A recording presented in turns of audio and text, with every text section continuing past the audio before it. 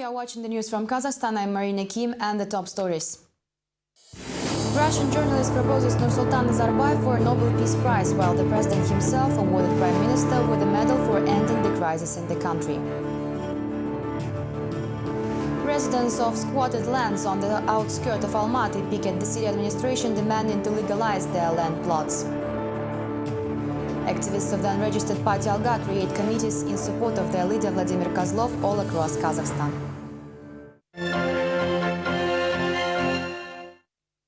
On Wednesday, President Nazarbayev said he received numerous messages from the leaders of other countries congratulating him with the success of the OSCE summit in Astana. The heads of states are expressing their gratitude and praised Nazarbayev for what he called himself a finest hour. The nation's leader even read aloud the telegram from the French president. Although Nicolas Sarkozy didn't attend the summit personally, he praised the event, despite many participants of the organization criticizing it for failing to solve any of the regional conflicts. While summing up the results of Kazakhstan's chairmanship during a press conference in Moscow, some journalists went even further and proposed Nursultan Nazarbayev as a possible candidate for a Nobel Peace Prize. During the discussion of the idea, the editor-in-chief of the Russian magazine Diplomat Yuri Tavrovsky proposed to start with creating a special commemorative medal, especially for Nursultan Nazarbayev for holding the OSCE summit in Astana. Then, apparently deciding that this is not enough, he recommended nominating the Kazakh president for the Nobel Peace Prize. The cherished dream of the head of state was already discussed recently by the head of the World Assembly of Turkic Nations, Ermintai Sultan Murat. He believes Nazarbayev should be given the prize for his decision to close the Semipalatinsk nuclear test site and advocacy of nuclear disarmament. This time, the Russian experts believe the Norwegian Nobel Committee should appreciate Nursultan Nazarbayev's merits and his integration efforts. Что пора заслуги Нурсултана Абишевича Назарбаева. I feel that the time has come to recognize the merits of Nursultan Nazarbayev at the international level, and I propose to nominate him for the Nobel Peace Prize. I think it will be a great gift to the Nobel Committee itself, following the two dubious awards to the President Obama and Chinese activists, Liu Xiaobao. Nazarbayev is an undisputed candidate. The question is, who will take the initiative? US President Barack Obama, who also missed the summit in Astana, congratulated Nursultan Nazarbayev with the Independence Day. In his telegram, the president said the United States really value the bilateral relations with Kazakhstan, which show the common commitment to broaden the cooperation. In the meantime, the US Assistant Secretary of State for Central Asia, Robert Blake, also discussed the investment cooperation between the countries during a phone press conference in the American Embassy in Kazakhstan. Regional reporters were allowed to ask one question each, while avoiding the US cables debacle. The scandal was still mentioned, although Blake managed to quickly change the topic, simply saying the WikiLeaks situation seriously complicated the work of American diplomats. Blake was more eager to share his thoughts on the outcome of the recently ended Kazakhgate trial. Kazakh experts believe that James Giffen's soft verdict was exchanged for a promise to bring Kazakh military contingent to Afghanistan and also allow American mining companies to continue developing Kazakh deposits without revising their contracts. The Assistant Secretary of State dismissed these assumptions, but noted that the US government is indeed concerned about the investment climate in Kazakhstan. Kazakhstan's commitment to the sanctity of contracts. This is important because Kazakhstan has a well-founded reputation for providing an attractive investment climate for international companies, and one of it is to try to expand our investment not only in the hydrocarbon sector but also in the The leader of the nation now has his own medal. On Wednesday, Nursultan Nazarbayev awarded it to Prime Minister Karim Masimov for the successful implementation of the anti-crisis program. Political scientists, though, talk about other achievements of the cabinet head, namely his close friendship with the president's son-in-law Timur Kulibayev, currently under investigation of the Swiss Prosecutor General. On Wednesday, the president of the country, Nursultan Nazarbayev, awarded the head of the cabinet, Karim Masimov, with a medal. The prime minister appeared to be very touched, to the point of having trouble beginning his speech. Everything, however, went as planned once he picked up some momentum. Every citizen of Kazakhstan can say, "I am happy to be living in this great country called Kazakhstan." Mr. President, I always said this openly and I say this again. I used to be your aide, I am your aide, and I will remain your aide forever. The eternal aide of the eternal leader of the nation echoes the familiar saying about another leader. Lenin lived, Lenin lives, Lenin will live. Nazarbayev's medal is also essentially a clone of the Lenin decoration of the past. The comparison is made by the president's opponents who doubt the premier is worthy even of this questionable award. It is a big mistake to award Masimov. His government is responsible for the heavy crisis and its consequences in Kazakhstan. He should be kicked out, not awarded. Masimov had been serving in his position for way too long. In a normal country with normal market and politically competitive environment, a person like Masimov wouldn't be allowed near the government. While politicians compare Nazarbayev's medal with Soviet awards, several observers have different ideas about the whole situation. Everyone knows the close association of Karim Masimov and Timur Kulibayev. Thus, awarding the premier for the successful implementation of anti-crisis program, the leader of the nation actually expressed his support to the tandem of his son-in-law and the incumbent head of the government. Nursultan Nazarbayev proposes to change the way the nation celebrates the Day of Unity, marked annually on May 1st. The president wants to make the holiday bigger and charged his administration as well as the Assembly of Peoples of Kazakhstan with developing a new concept of the event. I believe the May Day should be celebrated in a new way as the holiday of unity of the Kazakh nation. On this day, we should have mass processions in the capital and regional centers displaying our unity and friendship. The democratic community of Kazakhstan already attempted to celebrate the Unity Day with a peaceful procession this year. However, the action was cut short quite harshly by the police. On May 1st, after the Republican Congress in the office of the unregistered party Alga, over 500 people representing 38 public movements across the country were planning to hold a May Day demonstration. The march, however, ended in a brawl with the police, while the participants were charged with organizing an unsanctioned protest.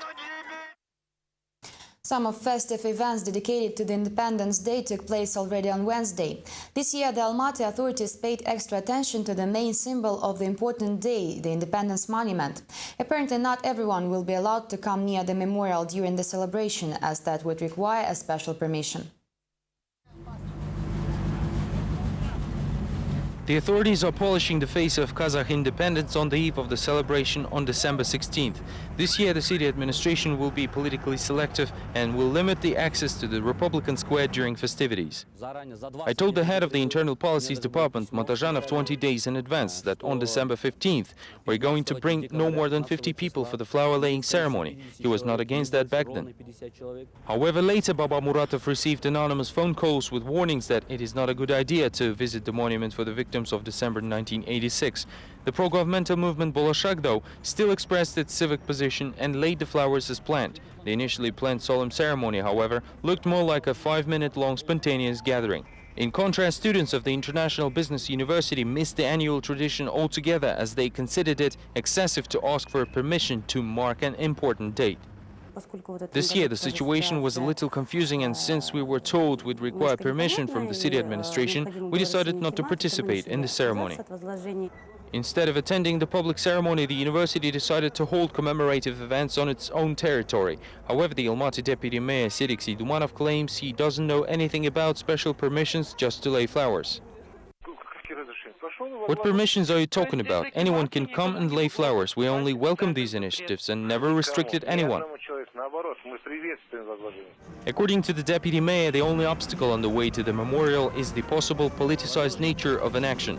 The city administration doesn't want to see any rallies or marches. This is likely why only sanctioned by the administration movements will be allowed to parade the square on Thursday, while oppositional movements and independent NGOs will traditionally hold their actions one day later, on December 17th. Activists of the unregistered party Alga announced the creation of a committee for the protection of their leader Vladimir Kozlov. The initiative was supported by a public organization and the Communist Party of Kazakhstan, who called to stop the persecution of the possible presidential candidate from the opposition. During a special press conference in Almaty and Astana, the activists of the unregistered party Alga expressed their intention to set up a new committee for the protection of their leader Vladimir Kozlov. There appears to be many reasons to do so, although the main goal remains the same. Но, собственно говоря, зачем мы создаем этот общественный комитет по защите Козлова? We set up the public committee for the protection of Vladimir Kozlov only to consolidate the public and political forces of the country, as well as people with proactive civil position, to prevent Kozlov becoming another political prisoner. Появлению в Казахстане еще одного политического заключенного. Party members believe Vladimir Kozlov fell victim of a political order. The politician is now facing a possibility of a 2-year term in prison, supposedly for tax evasion. The tax agency wants the oppositionists to repay the unaccounted $23,000 in addition to a fine of almost $17,000. If he bought apartments, he should have no longer had money, which he said he legalized. What did he legalize then? We also cannot understand whether he used legalized money to buy apartments or he loaned it from Kitibayev.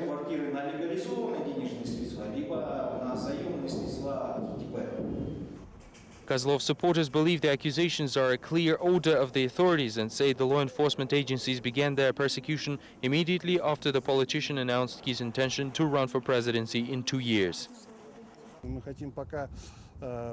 They see only one way to stop a person, which is to imprison him. We see this in many examples. Narımbayev said at a rally, Nazarbayev leave, and now he's in prison. Everything is fairly obvious. Vladimir Kozlov said many times the money found by the tax inspectors belonged to his business partner, the president of the public fund, Muratbek Kitibayev, who actually confirmed this in court. If you're asking whether the property was bought with the assets acquitted in legal ways, I will tell you no. A provocation of activists from the movement Желтоқсан 86 followed the accusations of the tax department. During a press conference in October, Kozlov was pelted with eggs and insulted on the ethnic grounds. Supporters believe this action was planned by the authorities in attempts to keep their regime and eliminate all the dissent. The head of the Almaty branch of the unregistered party, Alga, noted that if the situation will not change, the country will soon have no people who could openly express their civil stance. They cannot charge Kozlov for being an oppositionist who wanted a better life for Kazakhstan, but they can charge him with all the other stuff.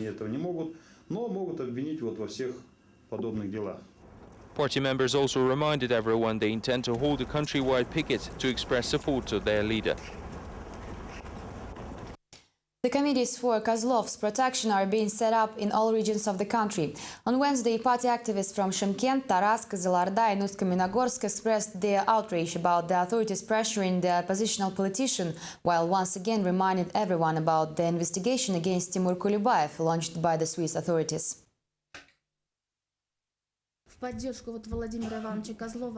have set up a support committee for Vladimir Kozlov and are planning mass pickets starting December 23rd. These protests will be held to support Kozlov, condemn the inaction of Nuratan and all those who position themselves as corruption fighters, and also to draw more attention to the lack of reaction to the instigated criminal case against Timur Kulibayev.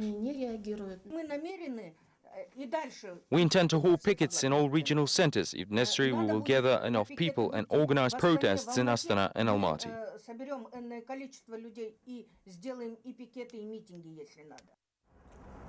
The administrations of cities across Kazakhstan still receive requests to conduct protest actions in support of Vladimir Kozlov, the leader of the unregistered party Alga. The Almaty administration office received already 3 appeals. Alga activists intend to protest against the decision of the tax agency and financial police to instigate a criminal case against Kozlov, considering it to be politically motivated and unjust.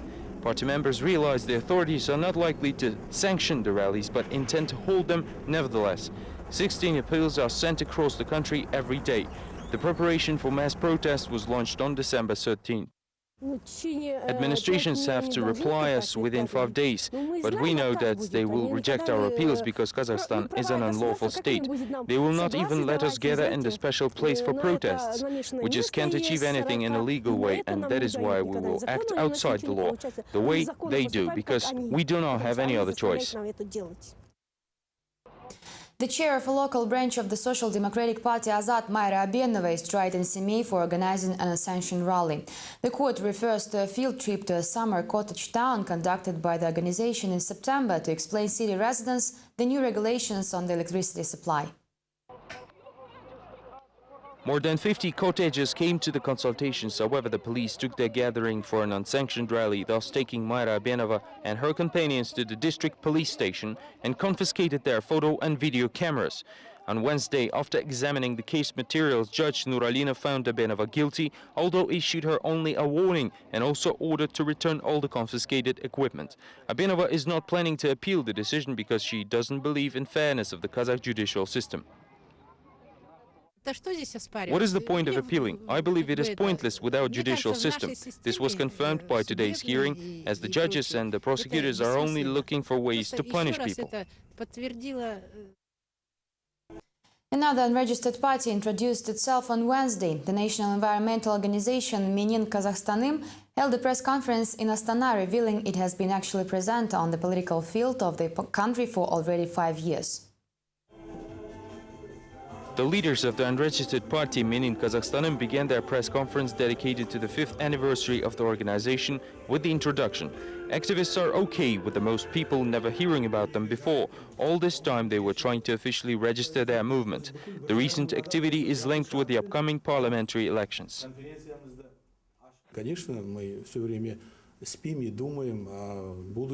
We're constantly thinking about the upcoming elections and some political changes. We hope that the parliament will be represented by several parties and we will represent the Greens in it.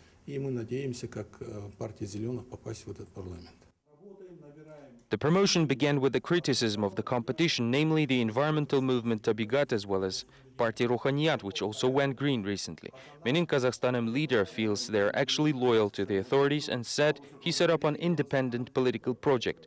His opponent, a more prominent environmentalist, Mils Yeliusizov, is skeptical about the new organization and believes all accusations is just a completion tactics.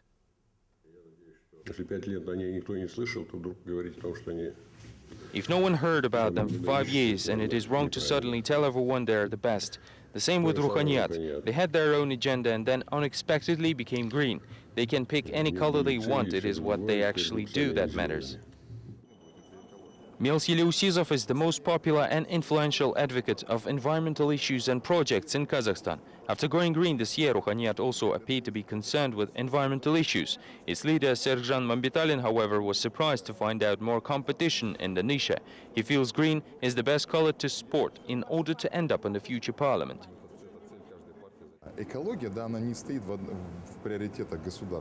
The environment is not a priority for the state, but gradually even the top administration begins to realize that the environment should be developed alongside the economy. We have enormous gaps in the environmental legislation and standards. Interestingly, the unknown party already has quite a few sponsors to promote its political agenda. Although no names were given at the press conference, Menin Kazakhstanim noted that it positions itself as the promoter of the halal industry and related products. Thus, the green color of the party has a second meaning, referring to its relation with Islam. At a briefing, the organization members said that almost all Kazakh producers of food allowed for the consumption by faithful are already sponsoring the party. In the meantime, observers are more concerned that almost all environment programs promoted by the plethora of political unions are not very pragmatic, although this appears to be okay with everyone. Right now, there is a more important goal on the horizon, namely the parliament elections.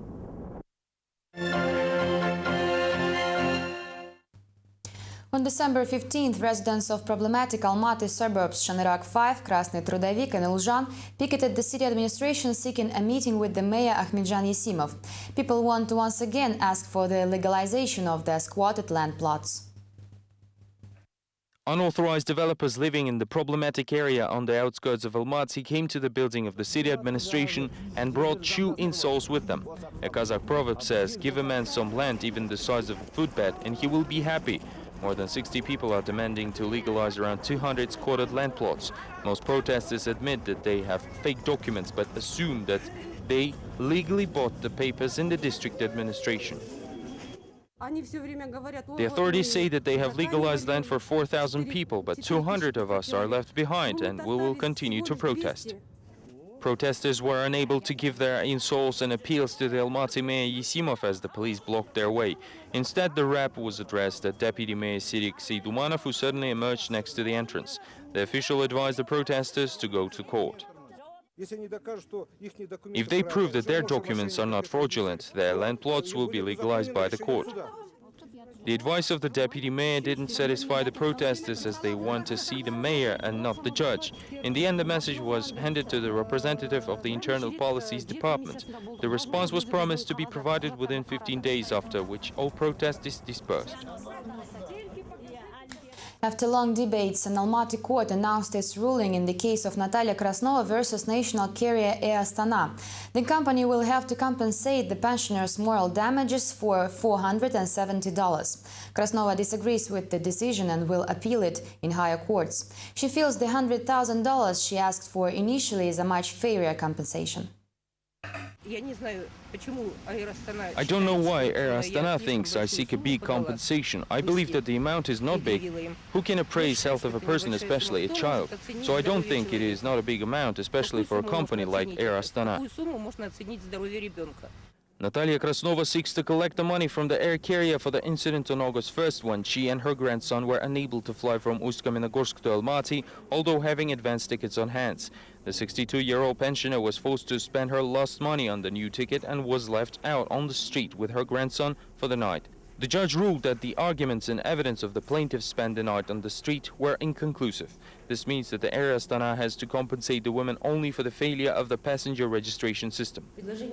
I want to emphasize that Air Astana apologized for the incident right away, and we admit our guilt. We offered Krasnova a settlement compensation for her lost ticket and $50 certificate, and another ticket to any destination. These were all the main news for the day. Join us tomorrow for more. Thank you for watching. Goodbye.